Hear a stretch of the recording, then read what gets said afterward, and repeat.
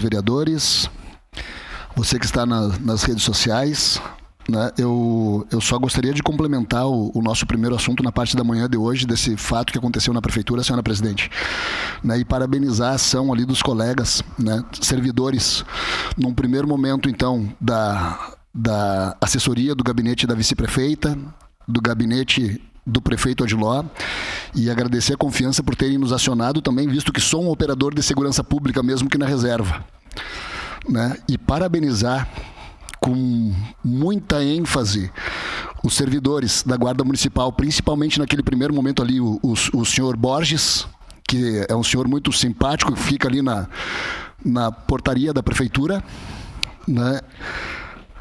Mas com uma atuação hoje na parte da manhã, no primeiro horário da manhã, com bastante eficiência. E o servidor Flávio, que por incrível que pareça, a gente olha aquele menino franzininho, né, lá das relações comunitárias, tão franzininho, e ajudou a conter também o agressor. E por coincidência, eu cheguei no mesmo ato também, que foi quando nós abordamos o meliante, né, o agressor, né, e por coincidência, nesse mesmo dia hoje, vieram aqui falar do tema 100% das mulheres, nada menos, todas seguras. A cada 15 segundos, como elas falaram, uma mulher é agredida no Brasil.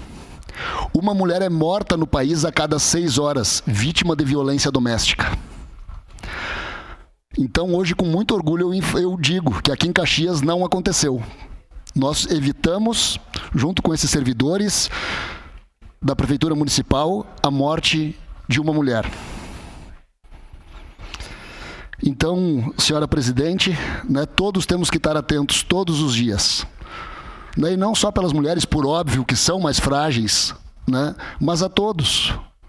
Né, e hoje, na parte da manhã, nós conseguindo atuar, contendo um agressor que certamente cometeria o homicídio de mais uma mulher, prendemos em flagrante e encaminhamos à delegacia de polícia. Quero parabenizar, então, os servidores que atuaram ali na ação, que foram do gabinete da vice-prefeita, do gabinete do prefeito, que com muita inteligência acionaram quem deveria ser acionado. Então, no dia de hoje, nós evitamos a morte de uma mulher. E sabe lá se de mais alguém.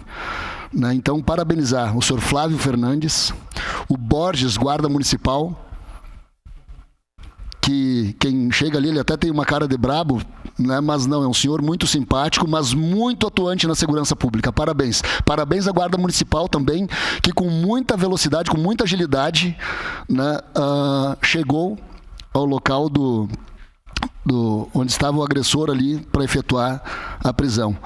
Então, muito obrigado, senhora presidente, era isso. Né? E só dizer que nós temos que ter, então, hoje não foi o dia.